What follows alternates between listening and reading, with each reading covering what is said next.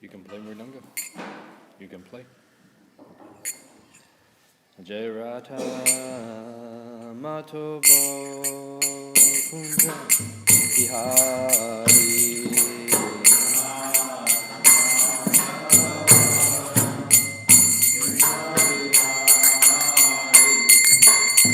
Radha Matovo Kunja Bihari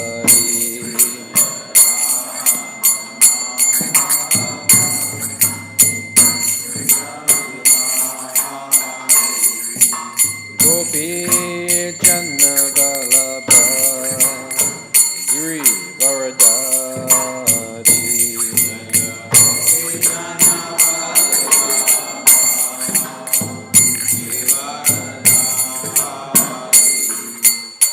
Gopi Janna Vallabha Giri Varadari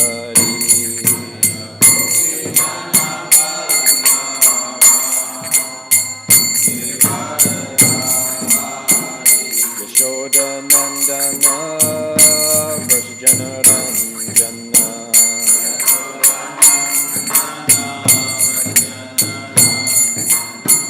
Yashoda Nandana Vrajjana Ranjana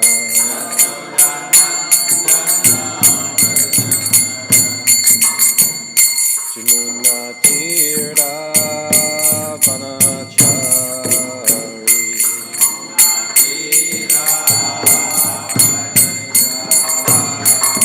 Jamuna Tira Vanachari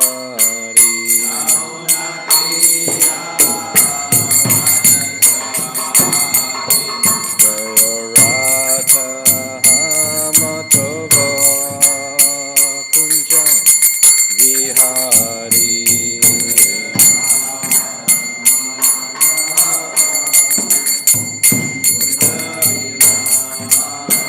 Jaya Radha Madhava Kunja Vihari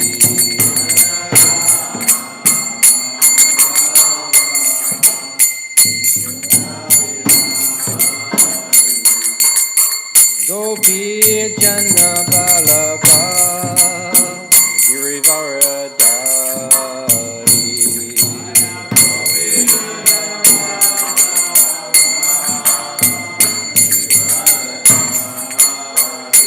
Jaya Gopi Janna Vallabha Giri Varadari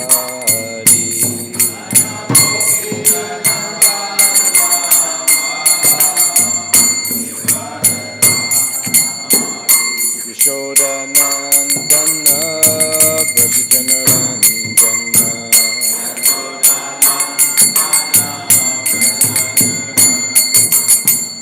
Yashoda Nandana Vrajjana Ranjana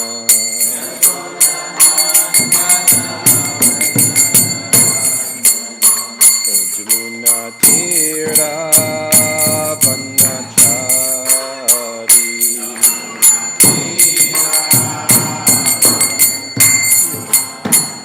Jamuna Tira Vanachari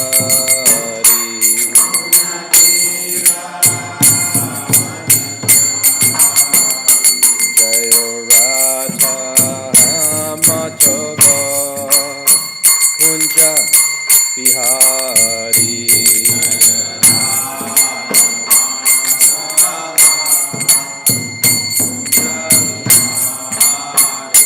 Jaya Radha Madhava Kunja Bihari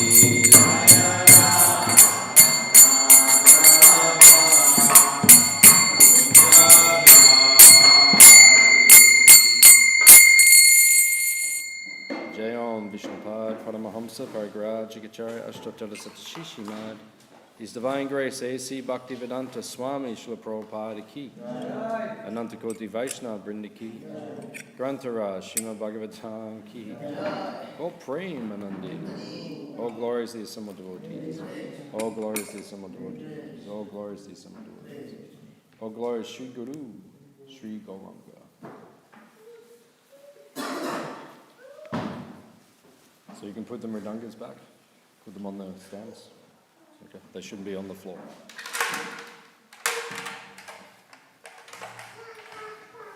Nanayanam namaskritya naram cheva narottamam devyam saraswatim vyasam tato jayam udirayat.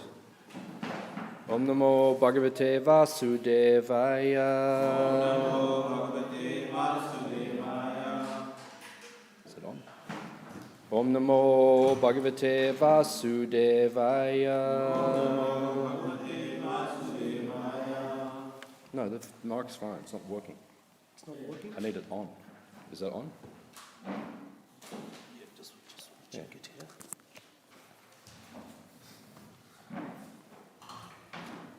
Om namo bhagavate vasudevaya. Om namo bhagavate vasudevaya. Reading from Srimad Bhagavatam, canto 4, chapter 1, chapter entitled The Genealogical Table of the Daughters of Manu. Text number 5. Aninye swagriham putriya.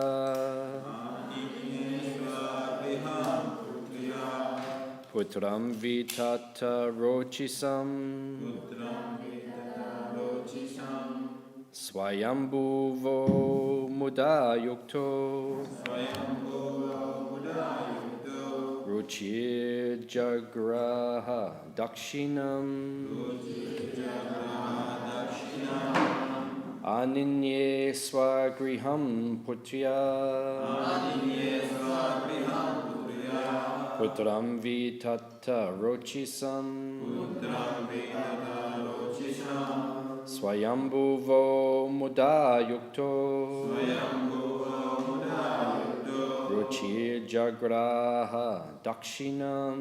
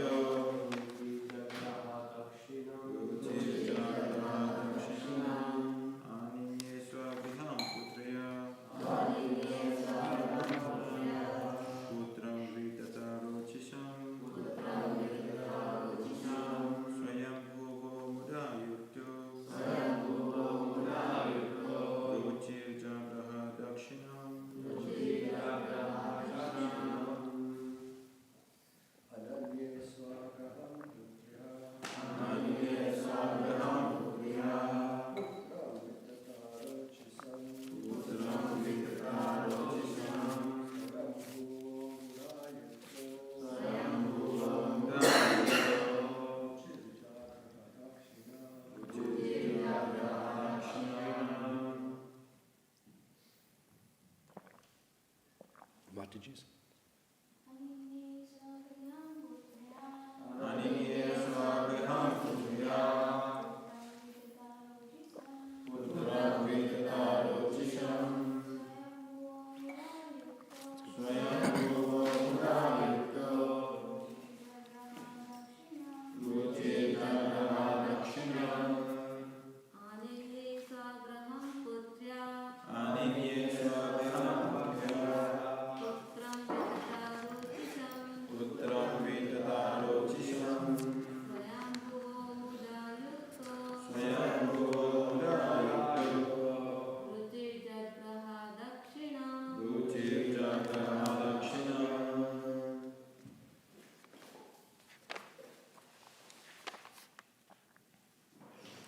Aninye, brought to Swagriham, home. Putya, born of the daughter. Putram, the son. Vitata, Rochisham, very powerful. Swayambhuva, the Manu named Swayambhuva. Muda, being very pleased. Yukta, with. Ruchi, the great sage Ruchi. Jagraha, kept. Dakshinam, the daughter named Dakshina. Translation and purport by His Divine Grace A.C. Bhaktivedanta Swami Srila Prabhupada. Swayambhuva Manu very gladly brought home the beautiful boy named Jagya, and Ruchi, his son-in-law, kept with him the daughter Dakshina. Translation responsibly. Swayambhuva Manu very gladly brought home the beautiful boy named Jagya, and Ruchi, his son-in-law, kept with him the daughter Dakshina. Are we going to get the sound together or what? So why is that? What does I don't know mean? Well, there we just borrowed from the ashram. Yeah, but why is these things cannot be organized? What is so difficult to have these things organized? It's not very good. You can use this method. Yeah, we'll organize it with them. Yeah? It's not very good. It needs to be organized. It needs to be organized better than this.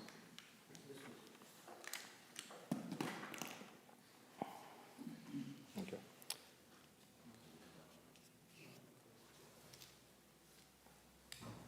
There's enough batteries. Use this one. Do it quickly.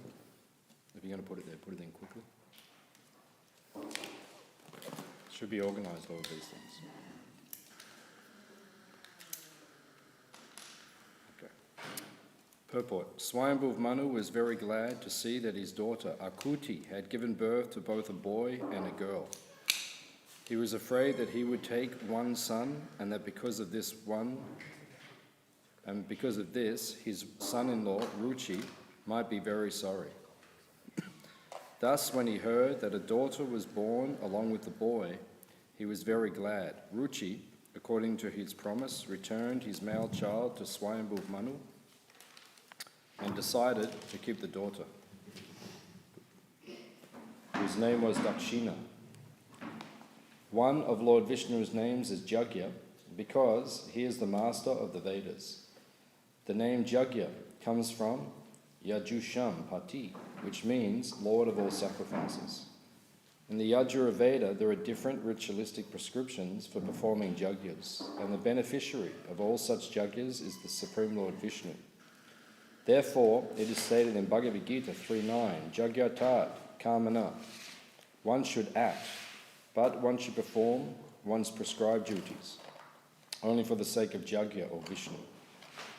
If one does not act for the satisfaction of the Supreme Personality of Godhead, or if one does not perform devotional service,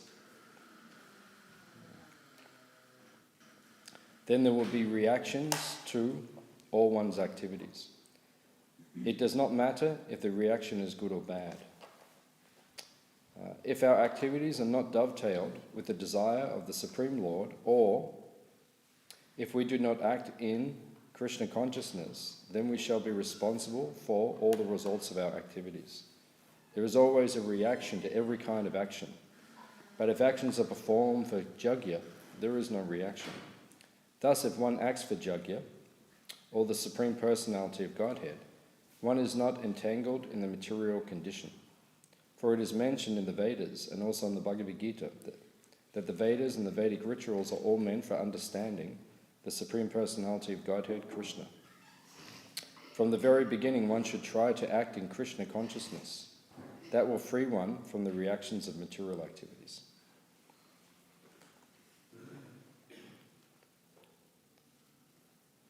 Omagyan Timirandasya Kananjana Shalakaya Chakshurunalitam Jena Tasmai Shri Gurave Namaha Sri Chaitanya Manobishtam Stapitam Yena Bhutale Swayam Rupa Kadamayam Dadati Swa Patantikam Vancha Kalpat Rubyascha Kripa Sindhu Evacha Petitunam Vaishnavebhyo Namo Namaha Jaya Shri Krishna Chaitanya Prabhu Nityananda Shri Advaita Gadadha Shivasati Gaura Bhakta Vrinda Hare Krishna Krishna Krishna Hare Hare Hare Rama Rama Rama Hare Hare.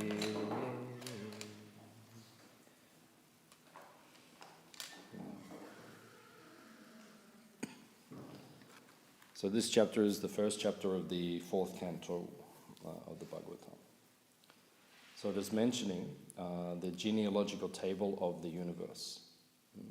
What does a genealogical table mean? It means like the history of the universe. It means who comes from who.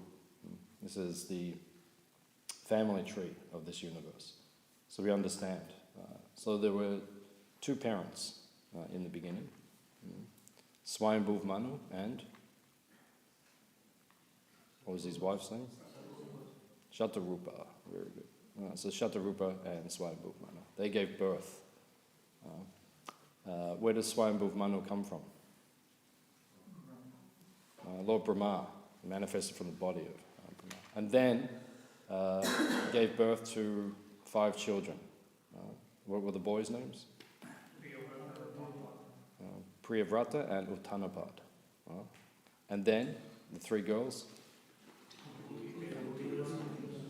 Devahuti, Prasuti, and Akuti. That's good. You know, that's good. And devotees, you should know all these things. Prabhupada said, we should know his books like the law books. Prabhupada also said we should know his books like the Christians know the Bible. So if you meet someone who is a Christian, they know the Bible very well. They always say, it says in Matthew, and they give the verse, they say, knows John, and they know the verse. And the lawyer, he also knows. You go to court, you win the court case because you can say, in this court case in 1963, and you say the evidence. So he knows the law books very well. Prabhupada said we should know the books like that. We should know Prabhupada's books very well. Prabhupada actually said, if I have one criticism of my followers, they do not read my books enough. Prabhupada said every day, 1 or 2 hours, reading his books. That's on top of everything else we have to do. Even in 1977, Srila Prabhupada was about to leave this world. So when Prabhupada was about to leave the world, then he said to Tamal Krishna Maharaj, he said, are you reading my books? And Tamal Krishna Maharaj, his service was to look after Prabhupada, his vapu. Because Prabhupada his body was emaciated. Prabhupada was 80 years old and he traveled around the world 14 times in that 12-year period. So Prabhupada's body. Prabhupada actually said, I would have lived another 10 years. But he did so much travel, he said, I took 10 years off my life. By he's pushing his body so much. So Srila Prabhupada was being looked after, and Tamal Krishna Maharaj, Bhavananda Prabhu, different devotees, they were looking after Prabhupada. So it's full-time service. They wake up in the morning, only sleeping 5-6 hours, and then a whole day looking after Prabhupada and chanting their rounds and everything. And then during all of that, Prabhupada said to Tamal Krishna Maharaj, he said, are you reading my books? And Tamal Krishna Maharaj was stunned. And he just looked at Prabhupada. He couldn't even say anything. And then Prabhupada said, you need to reduce eating and sleeping. And he was already sleeping 5 or 6 hours a night. Already reducing. And eating, they were just eating. They would take prasad and then they would go straight into serving Prabhupada again. So, I mean, eating and sleep, but then Prabhupada even said, at that time, he said, you have to reduce eating and sleeping. And Tamal Krishna Maharaj, he was stunned by what Prabhupada said. Prabhupada said, it requires practice. It requires practice. To reduce your eating, reduce your sleeping, it requires practice. But Prabhupada did. And Prabhupada reduced it over time. Gradually, as life went by. There's another pastime where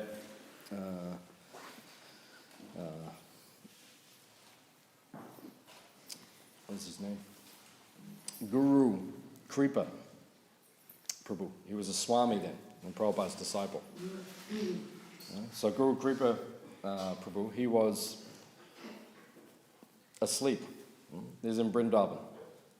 So Prabhupada woke up at 12:30. Prabhupada would sleep 10:30 and go take rest, and then 12:30 he would wake up. How many hours was he sleeping every night? 2 hours. 2, very good. 2 hours. Prabhupada would sleep 2 hours. Prabhupada would only sleep 2 hours a night. Right? And then after his massage in the morning, or after breakfast in the morning, Prabhupada would rest for half an hour. And then after lunch, after he took prasad, he would rest for half an hour, so that's 3 hours. And then he had a massage every day for 1 hour. So the massage, he was kind of resting, kind of.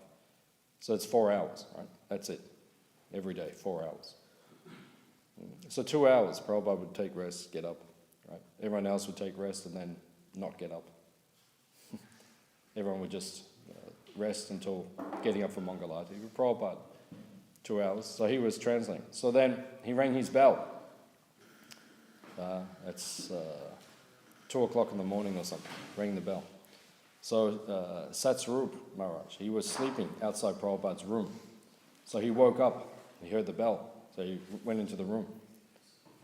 And then Srila Prabhupada said, where is Guru Kripa?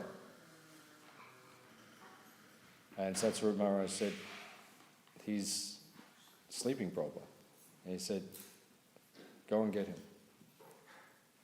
So he went into the dark, went to Guru Kripa Swami's room, knocked on the door, and he woke up. And Prabhupada wants to see you now. So quickly took bath, got dressed, and went to Prabhupada. So he walked in. Prabhupada is translating with the dictaphone. So they're translating. He came in, he offered obeisances, and then he sat there in front of Prabhupada. And then Prabhupada didn't say anything. He just kept translating. And then after a little bit of time, then Guru Kripa Swami said, Prabhupada, you called? And Prabhupada stopped. He said, what were you doing? And he said, Prabhupada, I was sleeping. He said, why were you sleeping? Prabhupada said, Guru Kripa said that, Prabhupada, I need to take rest so I can do service. Prabhupada said, I am doing service, I am not taking rest. Why you are not doing like me? And Guru Kripa Swami said, Prabhupada, you are a Paramahamsa. Prabhupada said, why you are not Paramahamsa? He didn't know what to say. Prabhupada said, go and take rest.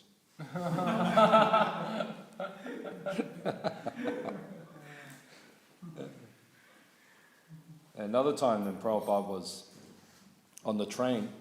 You travel on the train. So same thing. Go to bed 10:30. Then 12:30 Prabhupada's up. Turn the light on. Start translating. Tamal Krishna Maharaj was sleeping also. They're in a sleeper cabin on the train. Tamal Krishna Maharaj saw Prabhupada was up, so he got up and he offered obeisances to Prabhupada. And Prabhupada said, no, you take rest. We cannot do like Prabhupada did. But the basic principle is that we need to study Prabhupada's books regularly. Prabhupada said 1 or 2 hours a day. So devotees always say, I don't have time. So Prabhupada's answer was, eat less, sleep less. That's it. So if you reduce it, you're eating and you're sleeping, then you will have time. Means if you give up the bodily activities. In 1977, when Prabhupada was near the end of his life, then he said to the devotees, he said, many years ago, I gave up mating and defending. He said, now by Krishna's mercy, I'm giving up eating and sleeping. At the end, Prabhupada was practically not eating at the end. And sleeping, even when he appeared to be sleeping, but he was conscious. Prabhupada did not lose consciousness, not like us. When we're asleep, we're asleep. But when he was sleeping, even at that time, he was not. So, gradually we have to go. So the question is, how much should we sleep? So Prabhupada says different things, actually. If you read in the Bhagavad Gita, what does he say? 6 hours. He says 6 hours. Okay, hands up if you only sleep 6 hours a day. No one even puts their hand up. Okay, one devotee. So 6 hours. I personally need 7 hours sleep. Right? So then, Prabhupada, if you look at all the discussions, the conversations, the teachings over the years, he says many things about sleep. Right? He says 6 hours, sometimes he says 7 hours. He says if you work hard, 8 hours. His basic principle was you sleep as much as you need so that you can serve Krishna properly. For myself, I need 7 hours. If I don't get 7 hours, after 2 or 3 days, I can do 6 hours, but after 2 or 3 days, my intelligence goes not very good. I become very I can't concentrate. Then I become very grumpy, like a bear who hasn't slept for a long time. So you need to have as much sleep as you need to serve Krishna. That's the point. But the basic principle is we need to be studying Prabhupada's books. And Prabhupada said 1 or 2 hours a day. You should be reading his books. Then you will know all the details here. This is the genealogical table. Akuti, Prasuti, Devahuti, Uttanapad, and Priyavrata. Okay, so now, which canto is this? Canto 4, very good. So what is the subject matter of Canto 4, 5, 6, and 7? The subject matter of 4, 5, 6, and 7 is the genealogical table. This is what happens now for the next 4 cantos, right? It's a description of the dynasty. What happens to Priyavrata? What happens to his children? What happens to Uttanapad and his children? Devahuti, Prasuti, Akuti. What happens to their children? Actually, this began at the beginning of Canto 3. Because who did we hear about in Canto 3? Yeah, Devahuti's child. Okay. So it actually began in Canto 3. So 3, 4, 5, 6, 7. This section of the Bhagavatam is the descendants. Okay. So we're hearing about the universal history. This is our family tree. These are our forefathers. This is our real family tree. ISKCON is our real family, not the material family, which we have. It's actually the real family is ISKCON. The material family, you just have to be materially responsible and keep them as happy as you can, which is a bit difficult. Because it doesn't matter what you do, they're not happy anyway. But you have to try to, Rupa Goswami says, be materially responsible. So that means that just try to do your material obligation, keep them all happy as much as you can, just so they're satisfied, and then get on with devotional service. It's like when you're cooking on the back burner. You know this saying? So you're cooking, right? You've got a stove. So you have the main preparations at the front, and the heat is there, and you're cooking and you're stirring and watching it. And on the back burner, you have something cooked, the chutney or something. So you just cook it slowly, it's on the back, and you just stir it once in a while. Right? So your material family is like that. They're like the chutney down the back. You just stir it once in a while. Keep it okay, so it turns out okay. And then you get on with the main business. Right? Because otherwise they will take all of your time, and they're never happy. Doesn't matter what you do. You do everything they want, they're still not happy. So you just do whatever you need just to keep them satisfied. But the main objective is to please and serve Krishna. Samsiddhya hari toshanam. That's how we evaluate if our life is successful. Is Krishna happy? Is Guru happy? Are the Vaishnavas happy? That's the real responsibility we have. We keep everyone happy in ISKCON. That's the point. You keep Prabhupada happy, you keep your Guru Maharaj happy, you keep the devotees happy. That's our barometer. That's our main concern. And if the family is happy, if you can keep them happy, that's good. Just give them whatever they need to be materially satisfied. So, we're seeing here, this is the genealogical table. So this is our history. This is what we relate to as devotees. We identify ourselves. Just like if you go to India, has anyone been to India? Right. So if you go to India, sometimes they say to you, what is your gotra? Before you can get into the temple at Jagannath Puri, what is your gotra? Yeah, so our gotra is Achyutya gotra, Prabhupada says. We're coming from the gotra of the line from Achyutya, from Krishna himself. Because we take Diksha, initiation. So once you are initiated, Diksha actually means Brahman initiation, second initiation. Historically, there's usually, in our Sampradaya, there was only one initiation. They called it Diksha, and you got what we call first and second, you got that at the same time. And then it was divided. Prabhupada saw especially that it needed to be divided. And Prabhupada actually said not everyone will get second initiation. He said it is not necessary for everyone. Actually, in Kali Yuga, you can become perfect, Prabhupada says, just by dancing and chanting in front of Gaur Nitai. You can go back to Godhead. That's enough. Even in Chaitanya Charitamrita, if you read Adi Lila, chapter 1, chapter 2, in the very beginning of the Chaitanya, Prabhupada says you don't even need Diksha to go back to Godhead. Initiation, you don't even need. Just by chanting the holy name purely, Shuddhanam, if you can chant Shuddhanam, pure name, you can go back to Goloka Vrindavan. So then people will think, well, then I don't need to take initiation. But the fact is that most of us cannot do that. Okay, theoretically it's possible, but then Prabhupada says most of us will need to take initiation. Why do you need to take initiation? Generally because you will need to do deity worship. Right? Because chanting the holy name, the Bhagavat Vidhi Marg, most of us don't have the adhikar to fully absorb ourselves in that. Even one devotee in our congregation here in Melbourne, he told me a few years ago, he's an older devotee, nice devotee, he's been a devotee a long time, very good devotee. He said to me, he said the astrologer told him he might die in the next 5 years. So, okay, that's like Maharaj Parikshit. Maharaj Parikshit was told you will die in 7 years. So what did he do? Right? Just Bhagavatam. I'm going to die, so just Bhagavatam. Okay. So this devotee, astrologer told him that maybe only 5 years to live. So I said, okay, then just go and just serve Krishna. He said, but I'm not qualified yet to do that. I don't have the taste and I can't just absorb myself like that. That's not so easy to do. Yeah. So then he kept doing his job and all these things. I don't know, maybe 5 years has passed now. He's still here. So I don't know. You can't even trust these things anyway. There's no guarantee.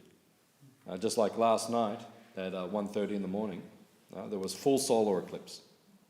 Right? America got the full solar eclipse. Very inauspicious solar eclipse. Went over America in entirely. They're the country that got the eclipse. So on the internet, everyone's saying, Donald Trump is going to, something, and World War III is about to begin, and all, everything. Everyone's saying all these things. Yeah. Now we get up the next day, it's all the same. I don't know. Maybe something will happen, but we don't know. For devotees who are doing devotional service, we are not affected or concerned by these things. Actually, in Harinam Chintamani, Haridas Thakur says that when you chant the holy name, even in Namabas means, how do you say it? Shadow chanting, or means inoffensive chanting. That's Namabas. It doesn't mean we're chanting purely, but without offences. Even on that level, all of the effects of malefic planets can be taken away. And I was saying this last night to the devotees. There's one comment, one devotee wrote to Prabhupada. He said, Prabhupada, the astrologer told me that my Rahu will give me a very hard time. You know, sometimes you hear devotees say this, oh, Rahu and Ketu and, you know, Saturn and Mars and all. Right? So Prabhupada said, you just put that Rahu in front of me. And Prabhupada said, with one kick, I will kick thousands of Rahus away. Right? In other words, when you come in front of Prabhupada, there is no Rahu. That means all your inauspiciousness disappears. It all disappears. Right? Anything which is inauspicious in your life, it disappears by the potency of devotional service, by chanting the holy names of Krishna. So we don't have to worry. We don't have to think, oh, you know, I will have this negative effect, I will have that. Everyone's going to have negative effect. That's the material world. Everyone. Prabhupada himself was having negative effect because he had not a material body, but he was in this form like us. So, you know, all the things happen. Prabhupada was sick all the time. Now, Harisori Prabhu travelled with Prabhupada every day for 14 months. And he said every day Prabhupada had health problems. You know, Prabhupada was old, he was pushing the body all the time. There was something wrong. But no one knew about it. Prabhupada was just fixed in devotional service. So that is the potency of bhakti. That is the potency of devotional service. So we don't have to worry about these material situations which are there. So here we're hearing about how the universe will be populated, right? How it will continue like that. And this is the important thing for us. What is the important message of the Bhagavatam, which distinguishes it? Because when Vyasa wrote Bhagavatam, he'd actually written everything previously. This is described in the first canto, chapter 4, 5, and 6. Right? It describes. Everything was written. Right? So what did he write? He wrote the Vedas. Right? So the 4 Vedas, Rig, Yajur, Sama, Artava. Right? So he wrote the 4 Vedas. He wrote the Upanishads, the collieries of the Vedas. Right? So all the Mahabharata. He wrote all the Shruti, that was all written. So Vyasa had written all that. Then he wrote the Smriti. So he wrote all the Puranas, the Itihasas. Wrote the 5th Veda, Mahabharata, Ramayana. Right? Then he wrote the Puranas. There was 18 principal Puranas, 18 minor Puranas. And actually, the Bhagavatam had already been written once. The Bhagavad Purana, which is one of the 18 Puranas, it was written. But then, Narada said, maybe you should write it again. You do something, and then the senior devotee comes, or the guru comes, he says, maybe you should do that again. I had that experience in New Govardhan many years ago. I was serving my Guru Maharaj, Tamal Krishna Maharaj. I was just a new devotee, 1 or 2 years I had been doing. So I was serving him. So he came, he said, make the bed. So I made the bed, nicely, my Guru's bed, so make it all. Okay. He walked in and he just grabbed everything and threw it on the floor. He said, make it again. I was like, okay. So I made the whole thing again. He came in and did it again, picked it up, threw it on the ground. He said, do it again. Because he was teaching me, you have to do things properly in devotional. So he said, this is not right or that is not right. He's teaching me, you have to make it pakka. Pakka means it has to be good in devotional service. So sometimes you do your service, but then the senior devotee, the authority, or the temple president, or the temple commander, or your ashram leader, or your head pot washer, or your GBC, or your guru's senior devotee, they say, no, not good enough, do it again. So then, Narada said to Vyasa, he said, you've written it all, but you haven't got the essence properly. Do it again. So now, what we have is the rendered edition, or the rewritten edition. This is the Amala Purana. Srimad Bhagavatam Puranam Amalam Yad Vaishnavanam Priyam. No. This is the Amala Purana. Chaitanya Mahaprabhu, out of all of the Shastras, he preferred this one, the Srimad Bhagavatam. It says in Chaitanya Bhagavat, right, when he was living in Puri, every day he used to go and spend time with Gadadhar Pandit at the Tota Gopinath temple. And it says every day Gadadhar Pandit, who was Srimati Radharani herself, and Mahaprabhu is Krishna himself, every day would recite Bhagavatam. And it says in Chaitanya Bhagavat, they would hear the pastimes of Prahlad Maharaj and Dhruva Maharaj. How many times? It said hundreds of times. Lord Chaitanya would hear Dhruva Maharaj's pastime, and Lord Chaitanya would have tears in his eyes. And Gadadhar Pandit would have tears in his eyes. And Lord Chaitanya would say, recite it again. So they would read it again. Prahlad Maharaj, they would hear about the pastime. And Lord Chaitanya would say, recite it again. And then they would recite it again. Absorbed in this. So Lord Chaitanya preferred this. If you look at all of the Puranas, the 18 major Puranas, what are some of the prominent ones? Shiva, Garuda. There's more prominent than that. There's 18, right? So 6 are in Sattva Gun, 6 are in Rajagun, 6 are in Tamagun, right? So if you look at the Sattvic Puranas, right? Vishnu Purana, Padma Purana, the Bhagavad Purana itself. So if you look at the Sattvic Puranas, and if you look at all 18 Puranas, which Purana has the most commentaries by acharyas?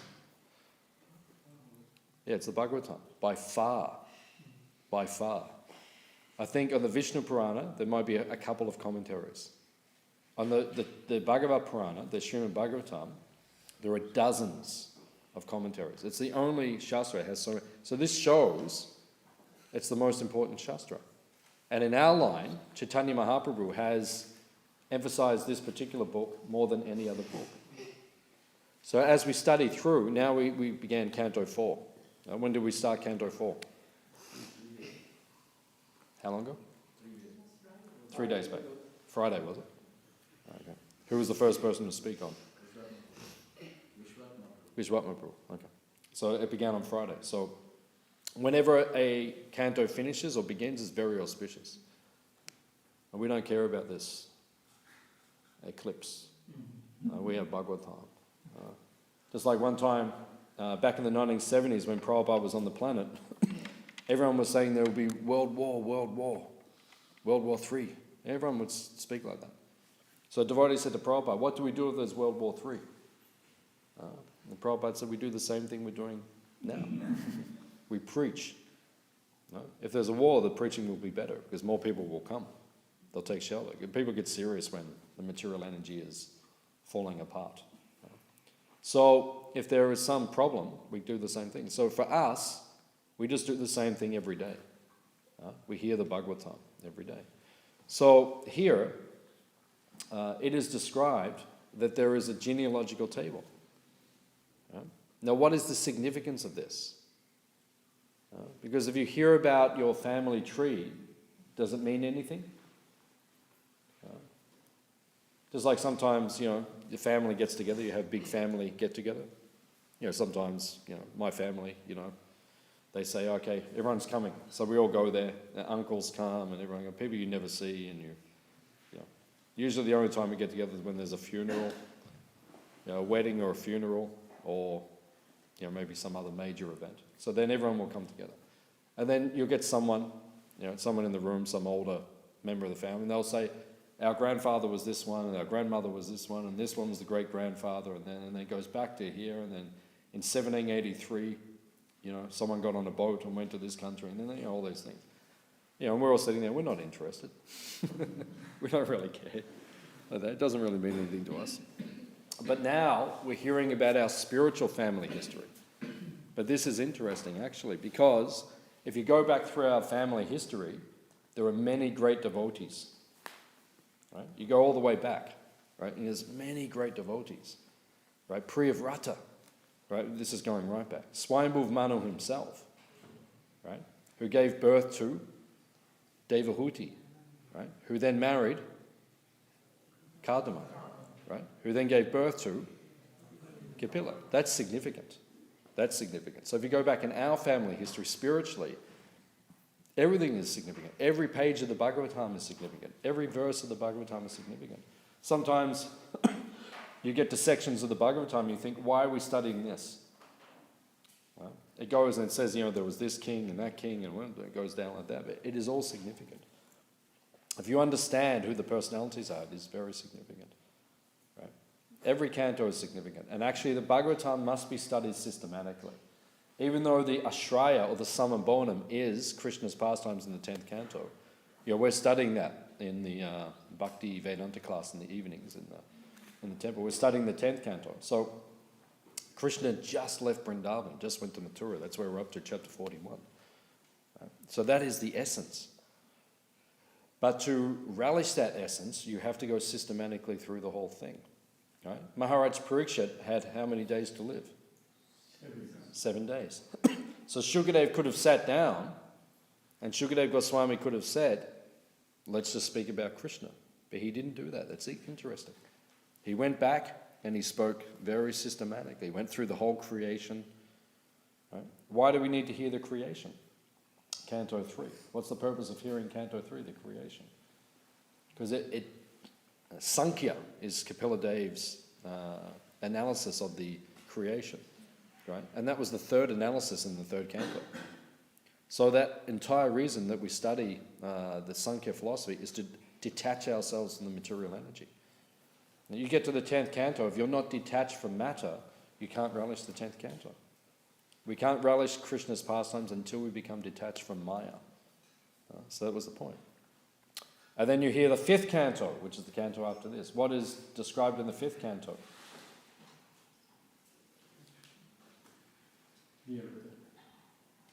Many things are in the 5th canto, actually. But in the 5th canto, there's a description of extraordinary things. Jambu Dweep. All these different dweepas are there. And the description. It describes there are mangoes which drop off trees on the side of Mount Meru. And when they hit the ground, they create rivers of mango juice, which then flow down the mountain. Why is all this described? How does this relate to pure devotional service? This is a test. Acharya has described this is a test. Do you actually believe all these things? Prabhupada was in Melbourne giving a lecture, right, to the devotees. Prabhupada said in the lecture, there are eagles which fly in between planets. And they come down and they pick up elephants. And they feed that to their young, the young eagles. Drop it into the mouth. And then at the end of the class, Prabhupada said, any questions? And one devotee put their hand up and said, Prabhupada, you're talking about the eagles going in between? Prabhupada said, yes. And the devotee said, Prabhupada, are we actually meant to believe that is all real? Prabhupada said, yes. And then the devotee said, Prabhupada, that's very hard to believe. Prabhupada said, what would you know? You are still in the womb of your mother. Prabhupada said that. He said, what would you know? You're still in the womb of your mother. And we're just in ignorance. What do we know? How can you say it's not true? How can you say it's not true? Yeah, we don't see it every day. We don't see it any day. We never see it. You'll never see an eagle come and pick up an elephant, drop it into, you'll never see that. But how can you say that is not true? How can you say? You cannot say. It's not possible. So many things. The 5th canto is meant to test your faith. This happened, that happened. Is that true? How can you say it is not true? You prove it is not true. Even in 1976 and 77, in Prabhupada's final pastimes, one thing that Prabhupada emphasized a lot was the establishment of the Bhakti Vedanta Institute, the scientific wing of ISKCON. 1976, he spent a lot of time, a lot of the conversations, Bhaktivedanta Institute, because he wanted to present the Temple of the Vedic Planetarium, which we're just doing now in Mayapur. He wanted to present this model to the modern world, how we see the universe according to the Srimad Bhagavatam. So Prabhupada was emphasizing this a lot. So he would Prabhupada described, in the 5th canto, it describes the universe, how it is designed and everything. And then sometimes devotees, they would say to Prabhupada, well, Prabhupada, that's not the way we've been taught and these things. Even Tamal Krishna Maharaj, he said to Prabhupada, he said, how do we understand like this? Prabhupada said, you are biased. You are biased. Because they brought you up one way, telling you one thing. They can't prove it. Right? Darwin's theory of evolution cannot be proved. You can't prove it. Right? We can't prove that there are mangoes dropping off the side of mountains causing rivers. We can't prove it. I can't show it to you. We can't show you that eagles pick up elephants and drop them into... We can't show you that. We can't show you that there's a half man, half lion who comes out of a pillar. We can't show that to you. We can't prove it. Empirically, we cannot prove it. Spiritually, we can prove it. Yeah, okay, that's there. But empirically, we cannot prove it. But they cannot prove their thing either. You show us that a monkey gave birth to a man. Show it. Oh, no, it took millions of years. No, you show it. Right? But where is the archaeological evidence? Right? If that was there, you'd be bringing these bones out of the earth all the time. But if you read the books, and this is why Prabhupada established the Bhaktivedanta Institute, if you read the books by Sadhaputta Prabhu and Drutakama Prabhu, Forbidden Archaeology and all these different books, you'll see that there is archaeological evidence that there were civilized human beings on the earth millions of years ago. Sometimes they dig things up which are, artifacts, modern artifacts, which are in the crust of the earth 30 million years ago. So you can't prove either way, right? So you have to choose which way you will. So it all comes down to one thing. Shraddha. Shraddha means faith. Who do you want to have faith in? Darwin or Prabhupada? Hands up for Darwin? No one? No one? So this is it. So you have to have faith. It's all faith. They can say, it's all based on faith. But look at yourself. It's all based on faith. You're saying your explanations are extraordinary. Look at your explanations. Right? You're saying like monkeys gave birth to men. Oh, it took millions of years. No, whatever. But you prove it. You can't prove it. Okay, so it's okay. You have your camp. You have your camp. So you have to choose which one you go. So why do we choose the Hare Krishna version? Right? One reason. Right? Because the food is better.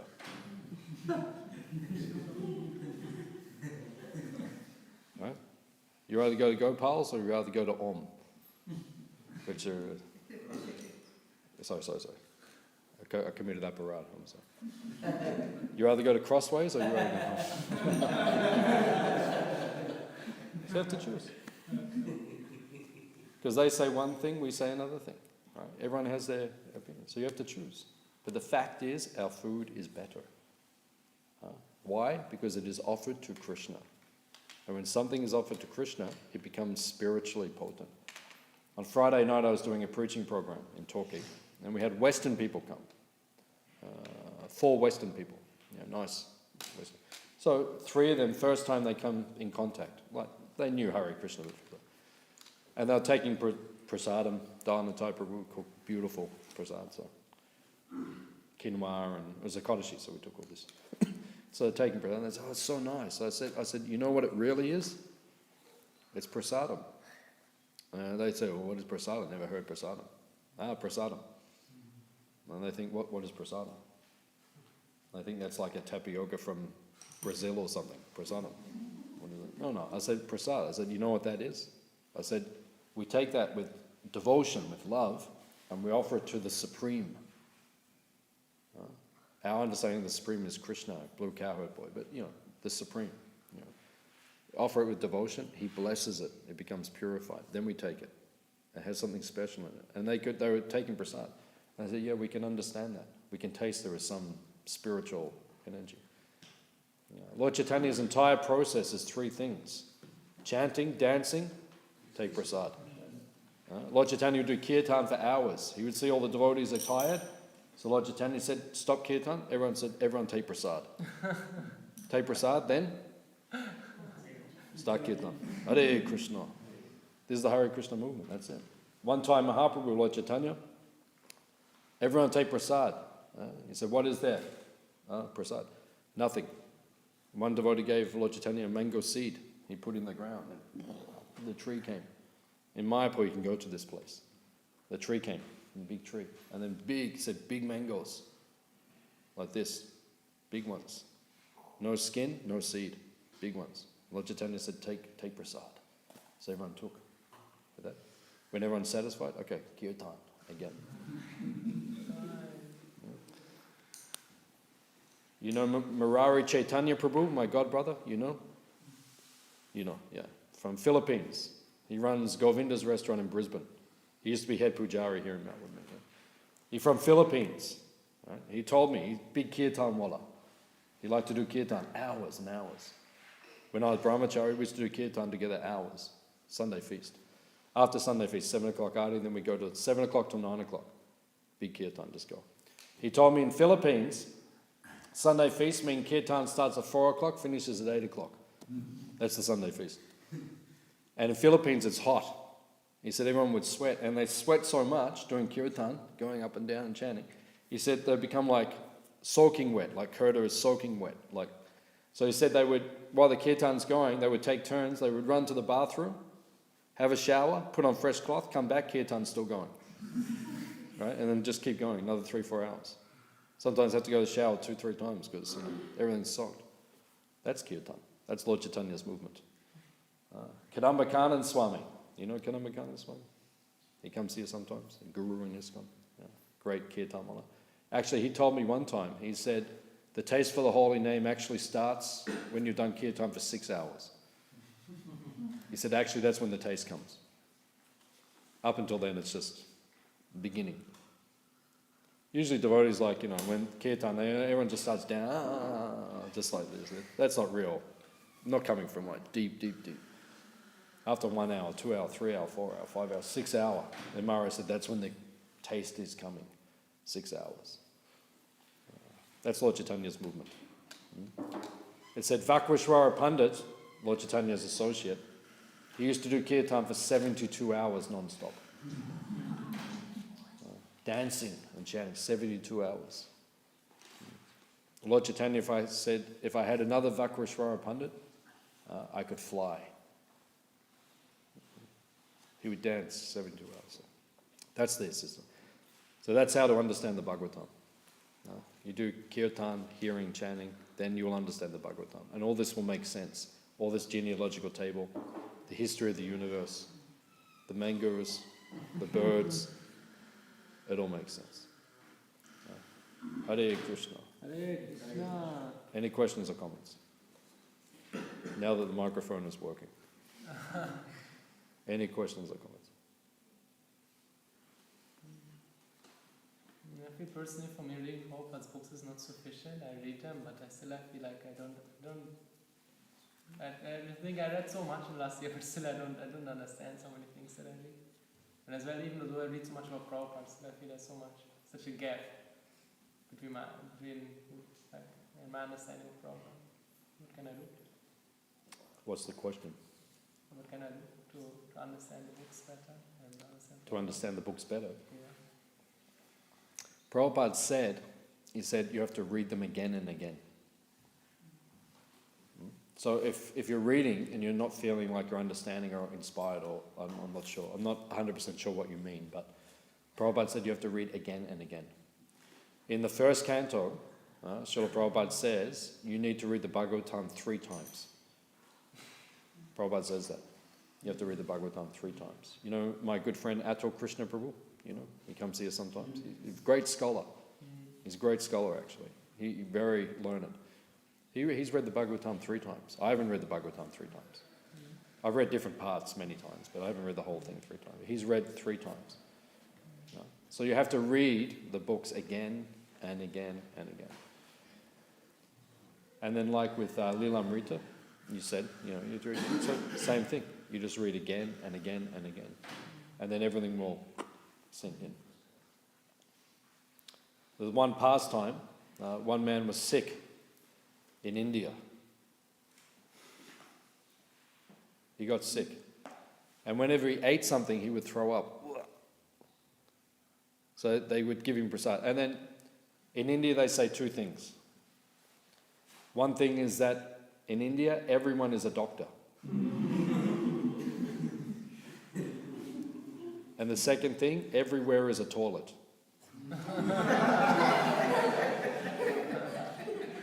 Is it true? Yeah, he says. He's from India. He says. This is India. Right? Everyone is a doctor. Right? If you're sick, everyone has a way to get you better. They walk in the room. No. You do like this. The next person comes in. No. And they do like this. Everyone's a doctor, right? And everywhere's a toilet. Right? Just anywhere like that. So that's India. Okay. So, in order to get better, one man, he was sick. So every time he ate, throw up. So everyone said, do this. Right? And he wasn't getting better. He was dying because he couldn't eat anything. So then one doctor came and he said, eat only ghee. And he said, no, it's useless. I'll just throw up. And he said, no, you just do it. Trust me. So he followed strictly. That's the one thing you need to do. As a disciple or as a devotee, you have to follow the instructions strictly. Then you will get the result. The problem is we don't follow things strictly. That's the problem. We always water things down or modify things. That's why we don't get the result. But if you're strict, you will get the result. So every day he took ghee, he threw it up. He took ghee, he threw it up. He took it. But what was happening, every time he threw out, a little bit of ghee stayed. And that ghee was curing him. Right? And also it was nourishing him so he could live. And then gradually he kept throwing up, drinking, but he was getting better very slowly. And then eventually he became good and then he could eat again and everything was perfect. So then he went to the doctor. He said, Kaviraj ji, he said, how did you cure me? He said, because a little bit was sticking. So in the same way, like you said, you read Prabhupada's books, but something little is sticking. And then one day you'll realize, many years to come, you'll realize actually so much is stuck and I'm getting better. I'm being cured of the material disease, the Hrid Rog, the desire of life. It happens. In the beginning it's a struggle, but then one day it just becomes natural. It's like when you're swimming, right? In the beginning, right? Like you have to learn and it's difficult, but then when you become good, you just swim, just like a fish, just through the water. Just like every year, we go to Jagannath Puri. So we jump in the ocean. So Indian people, for some reason, they have a fear of the ocean. I don't know why it is there, but people fear they won't go in. Some people told me if you go in, then the ocean will take you or something. They have some fear. But we're not like that. In Australia, we don't have fear. We grew up in the ocean, so we swim. And so when I go to Jagannath Puri, we all go swimming, and surfing on the waves and body surfing like that. So we swim, and then there's 20 people on the beach, Indian people going.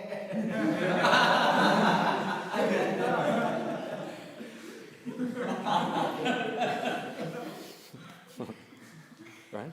Because they think, they must be demigods.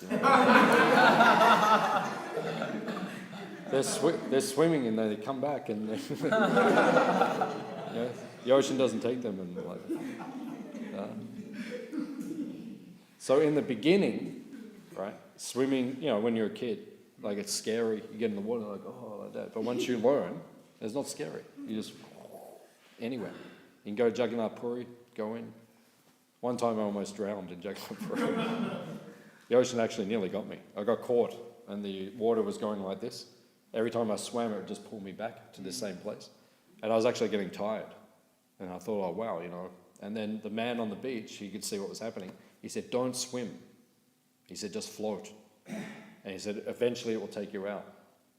So then I just stopped swimming. I just floated. And then after 20 minutes, it kind of took me out, and then I came back to the beach. Like that. So I can have it. But the point is that in devotional service in the beginning, okay, it's all difficult and everything. But then one day it will become natural. But you just have to stick at it, stick at it, stick at it, stick at it. That's okay? Okay. Okay. Any other question? Comment? Prabhuji, how to systematically study Prabhupada's books? Because there are small books, then there's Bhagavad Gita, then Srimad Bhagavatam, then Chaitanya Charitamrita. I'm not able to study systematically. How to study systematically? How to study systematically? The answer is study systematically. Get the books and study, that's it. What's the problem? Prabhupada would say, what is the problem? There isn't a problem, just do it. Just like one time I went to a program in Swami, and Maharaj had a book signing. At the end of the program, he was signing books. So then Srimad Bhagavatam, Canto 1, Volume 1, my brother came, and then he signed the book and he gave to Maharaj, and I was there. I said, Maharaj, can you give him an instruction? Yeah, he got the book. And Maharaj said, read it. Just read the book. What's the problem? How to systematically study? You just read. Okay. Okay. Any other questions? First. Very briefly, Krishna's philosophy. So I just wanted to know if one has to explain the source of creation, how it's to be explained through the Krishna's philosophy. Creation. Yeah, the source of creation, on the universal creation. Created, yeah. So you see on the top shelf, there's all the books. Yeah. That's called Srimad Bhagavatam. You know that? I'm very Yeah. This is what we're studying now. It's called Srimad Bhagavatam. So this is like an encyclopedia of spiritual knowledge. And Prabhupada, our founder, he translated that. That was his life's work. So if you go to the third section and the second section, the cantos, Canto 2, Canto 3, it describes creation, how it took place. It's all there. It's all there. So, yeah, okay. When you were saying about Prabhupada, he was really very sick. I happened to read a book, Gregory gave me a book about 10 years back.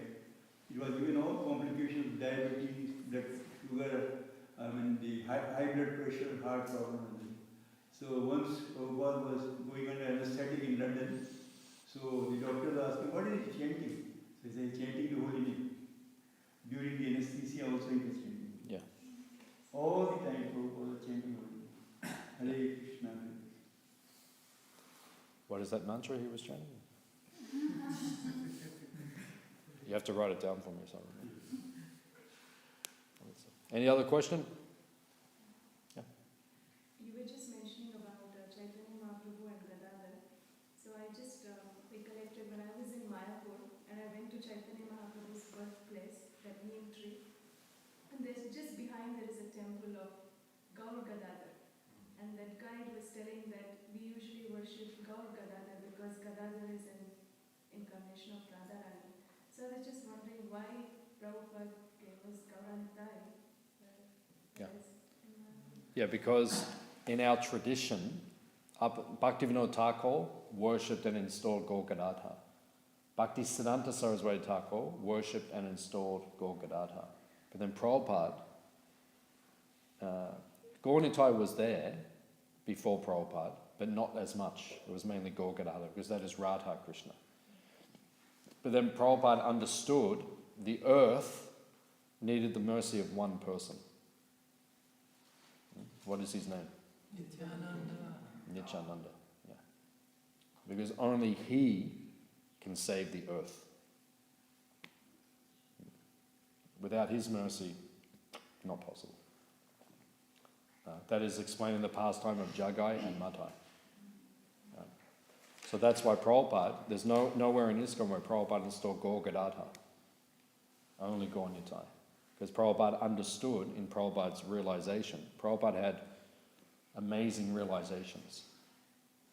So he installed Gaur Nitai because he understood it was only Lord Nityananda who could save this earth. Does it make sense?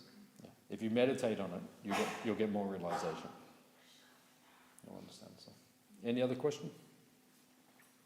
Sorry to go back from the last class, because we were discussing about the attraction, like if we are attracted towards Krishna and we adore him. So many benefits, like we were discussing about the Deva. He just adorned to Krishna's beauty and he gets so many benefits. But sometimes we say that we are attracted to few deities more than the others. Like few temples and deities we are attracted, we have more attraction. So we count as an offense, and if it's yes, so how can we, because sometimes it happens. So sometimes you have attraction, you have favorite deities. Yeah. So many deities in ISKCON, but you have favorite deities. Yeah, that's called personalism. That's okay. Yeah, it's personalism. So it's like, who are my favorite deities? All the deities in ISKCON. Okay, take out Mayapur and Vrindavan because they're special. But if you go to all the temples in ISKCON, right, and the Radha Krishna deities, who are my favorite? Yeah, right here, Radha Balaram. Right, I go all the temples in ISKCON. I see the deities, and some deities I'm very attracted to, very beautiful, but my heart is here. So that's personalism. That's all. It's not an offense. As long as you don't, in your mind, if you get offensive, then that's an offense. Like, that deity and that deity. Like, no. You respect all deities because it's Krishna. They're all Krishna. But if you're attached to one particular deity, that's just, that's like when you take prasadam. So some devotee, they like jalebi. Some devotee like gulab. Some devotee like the sweet rice. Some like the halwa. I like all of them.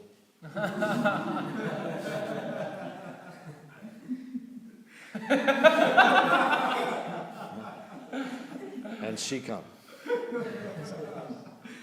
So if one devotee says, I like sweet rice, I like this, I like that, that's not an offense. As long as you don't offend the others. But you don't say, I don't like gulab, I don't like, I only like, you don't say like that. So for the deities, you don't say, I don't like that deity, I don't like that deity. That's offense. But if you say, okay, all the, Radha Landanishwara are beautiful, Radha Rasa Bihari are beautiful, everyone is beautiful, but Radha Ballabha are the best. There's no offense. But as long as you do not, like that. Even Prabhupada had favourite deity in ISKCON. What was Prabhupada's favourite deity? Landanishwara. Yeah. Prabhupada was in front of Radha Rasa Bihari, and the Pujari said, Radha Rasa Bihari are so beautiful. And Prabhupada said, Landanishwara also very beautiful. Prabhupada said that. So even Prabhupada had favourite, that's no problem. But don't say anything negative towards it. Okay. Any other question? You mentioned that the taste comes the taste comes after 6 hours of chanting. Yeah. Can you please describe more about that taste and how it's different from when you're doing little bit chanting and you enjoy the The only way to understand it is after you've done 6 hours of kirtan. Then come back and then you'll understand it.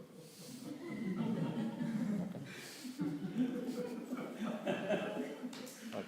Just sit with Kalambakana Maharaj next time he's doing 6 hour kirtan. You sit with him and then you'll realize. He'll look at you and he'll go. And then you'll understand. These things you cannot explain. You have to realize it. You have to do 6 hours of kirtan, then you'll understand.